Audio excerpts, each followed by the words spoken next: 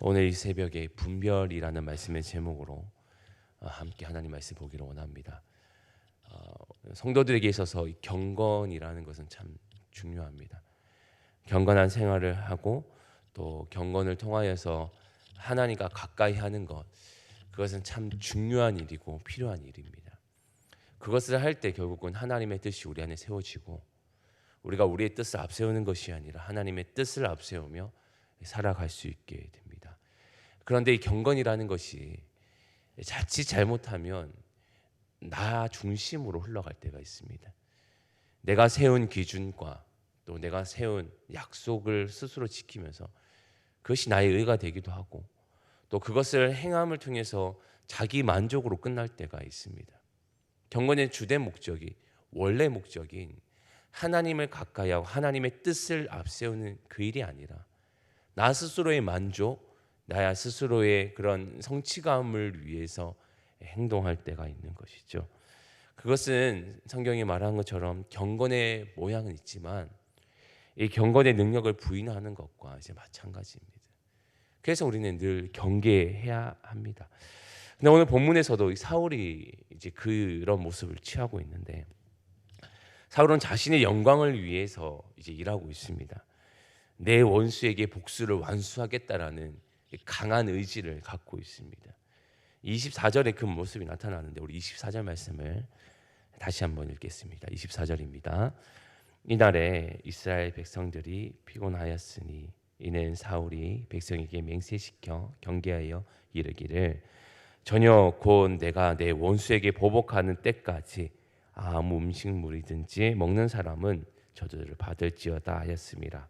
그러므로 모든 백성이 음식물을 맛보지 못하고 아멘. 사울의 의지는 하나님의 대적인 블레셋 사람들과 다칠 때까지 음식물을 먹지 않겠다라는 이제 의지를 보입니다. 겉으로 보기에는 하나님의 뜻을 이루는 것처럼 보이죠. 하나님의 대적이고 하나님의 원수고 하나님의 백성을 조롱했던 그들에게 하나님의 이름으로 뭔가를 행하는 것처럼 보입니다. 그런데 실상은 자신의 영광을 위함이었고 자신의 뜻을 앞세운 일들이었습니다. 내가 내 원수에게라는 말들을 하고 있으면서 자신의 의욕이었고 자신의 욕망이었음을 보여줍니다. 그래서 그는 이 불의한 맹세를 하게 합니다. 백성들을 향하여서 이 불의한 맹세를 합니다. 모두에게 금식하기를 강요하고 있는 거예요. 너희가 이 블레셋을 완전히 보복하고 그들이 완전히 진멸되는 그때까지 너희는 음식물을 가까이 하지 말라고 말합니다. 만약 너희가 이것을 어기면 너희는 하나님께 저주를 받게 된다라는 이야기를 하는 겁니다. 백성들은 이 맹세를 원든 원하지 않든 따라가게 돼요. 그래서 음식물이 눈앞에 있음에도 불구하고 그 음식물을 먹지 못하게 됩니다. 이미 굶주려 있고 배가 고픔에도 자신들에게 맺어진 그 맹세 때문에 음식물을 취하지 못하는 그런 모습을 보이게 됩니다. 그런 사울이 옳지 못한 맹세는 결국 자신에게로 돌아오게 돼요. 그래서 바로 자신의 아들 요나단이 이 맹세를 어기고 음식물을 먹게 됩니다. 맹세를 듣지 못했던 요나단은 억울했지만 이 아버지의 그 맹세가 얼마나 허망한 일인지 그 스스로 고백하고 있습니다. 그래서 14장에 결국은 그가 죽을 위기에 처해지게 되지만 그러나 백성들로 통해서 이 목숨을 이제 부지할 수 있게 되어지는 일들로 이제 마무리되어집니다. 사울의 맹세는 자신에게로 다시 돌아왔고 백성들에게 어려움을 줬고 또 그 일들은 사람들에게 참 허망하게 다가오게 됩니다. 단순하게 자신의 아들이 죽을 위기에 처했을 뿐 아니라 백성들까지도 위기에 처하게 하는데요. 31절과 32절 말씀해 보면 그날의 백성이 mik마스부터 아얄론에서 이르기까지 블레셋 사람들을 쳤으므로 그들이 심히 피곤한지라 백성이 이에 탈취한 물건에 달려가서 양과 소와 송아지들을 끌어다가 그것을 땅에서 잡아 핏째 먹었더니라고 이야기합니다. 사울의 이 허망한 맹세 때문에 백성들은 굶주려 있고 지쳐 있고 피곤해져 있어요. 지칠 대로 지친 백성들은 이제 블레셋 전투에서 이제 피곤한 몸을 이끌고 가서 싸웁니다. 그리고 더 피곤함이 증가되어지는 상황들이 되어지는데 그들은 더 이상 이 맹세를 생각하지 않아요. 이미 자신의 굶주림과 피곤함 때문에 더 이상 그 사울이 맺었던 그 맹세를 생각하지 않습니다. 그래서 자신들의 탈취한 양, 소, 또 송아지들을 잡아 핏째 먹는 일들이 나타납니다. 이 일은 33절에서처럼 그들이 여호와께 범죄하는 일들로 나타나게 되는 거죠.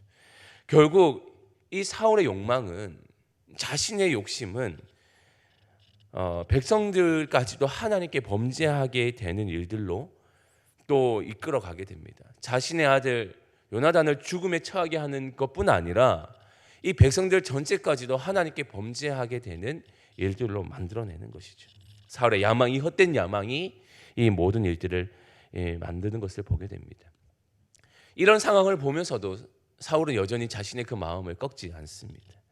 그래서 하나님께 묻지 않은 채 또 싸움을 준비하고 있습니다.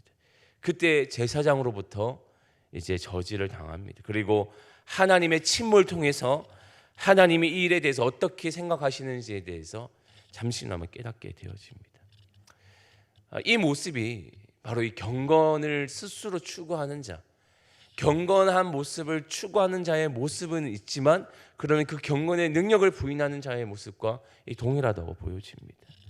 우리 스스로가 경건한 일들을 위해서 열심히 수고하고 노력을 합니다. 말씀 읽기도 하고 기도도 하고 말씀 묵상도 합니다. 너무 좋은 일들, 나의 신앙을 위해서 세워가는, 그리고 하나님의 뜻을 세우는 수많은 좋은 일들을 하고 있습니다. 그런데 이 일들이 우리 스스로에게 율법이 되어지기도 합니다. 스스로에게 세워진 그 약속이 율법이 되어서 마치 그것을 어기면 내가 모든 것이 내 신앙이 부정되어지는 것처럼 보여지기도 하고, 또 이것이 나의 삶의 기준이 되어서 이렇게 행동하지 않는 자들에 대해서 책망하고 비난하기도 합니다. 경건은 그런 목적이 아님에도 불구하고 어느새 그것이 나의 삶의 율법이 되어서 율법 아래서 행동하게 하는 그런 일들이 나타나기도 한다는 거죠. 근데 사도 바울이 말한 것처럼 우리는 더 이상 율법 아래 있지 않다라고 이야기하고 우리는 하나님의 그 은혜 아래 있는 자라고 말했던 그 말씀을 우리는 생각해야 됩니다. 스스로가 율법을 만들어서 그것을 지키냐 지키지 않느냐, 그것으로 잣대를 세워가며 살아가는 것은 스스로가 다시금 하나님의 은혜를 떨쳐내고 스스로 율법 안에 들어가는 그런 모습과 똑같은 것이죠. 근데 경건이라는 것은 그런 것이 아닙니다. 경건은 하나님의 은혜를 덧입은 자가, 하나님의 은혜 아래 있는 자가 하나님의 은혜로 더 경건해지고 하나님을 가까이 하는 도구에 불과한 것임을 우리는 기억해야 됩니다. 그것이 잘못되어질 때는 온 살과 같은 야망에, 헛된 야망에 취하게 되어지고, 그것은 스스로에게 죄를 만들어내고 곤란한 상황들을 만들어내는 상황밖에 만들어내지 못함을 우리는 기억해야 됩니다. 그래서 우리의 신앙은 늘 봐야 되고 돌아봐야 되고 점검해야 됩니다. 그래서 로마서 12장 2절 말씀에서처럼 너는 이 세대를 본받지 말고 오직 마음을 새롭게 함으로 변화를 받아 하나님의 선하시고 기뻐하시고 온전한 뜻이 무엇인지를 분별하도록 하라. 이 말씀을 우리는 늘 기억해야 됩니다. 하나님이 기뻐하시고 온전한 뜻이 무엇인지를 분별하라. 분별력을 상실하면 지금 내가 하고 있는 행동들은 스스로가 만족하고 그것이 옳다고 정당하게 여겨질 겁니다. 그런데 분별하여지면 그것이 옳은지 그른지가 판결되어집니다. 오늘 하나님의 앞에 뜻을 물었을 때 하나님의 침묵하심으로 통해서 그것이 그른 행동이었다는 것을 분별되어지는 것처럼 우리는 끊임없이 나의 신앙을 하나님께 묻고 또 그것을 분별함으로 하나님이 선하신지, 이 하나님이 기뻐하시는지를 분별할 수 있는 그런 모습들이 있어야 됩니다. 그렇지 않으면 우리의 신앙은 또한 병들어 갈 수 있게 됩니다. 그래서 오늘은 우리는 이 말씀을 기억하면서 우리의 신앙을 늘 돌아볼 수 있는 그런 시간이 되길 원합니다. 하나님 앞에서 나는 어떠한 마음으로 행동하고 있는지 깊이 돌아보고 다시 한번 말씀과 같이 하나님이 기뻐하시고 온전한 뜻이 무엇인지를 분별하며 기도할 수 있는 시간이 되기를 원합니다. 그래서 하나님 앞에 나의 모든 신앙이 다시 한번 점검되어지고 하나님 원하시는 그 뜻을 함께 맞춰가면서 또한 경건을 세워가는 우리 모두가 될 수 있기를 주님의 이름으로 축원합니다. 아멘. 기도하겠습니다.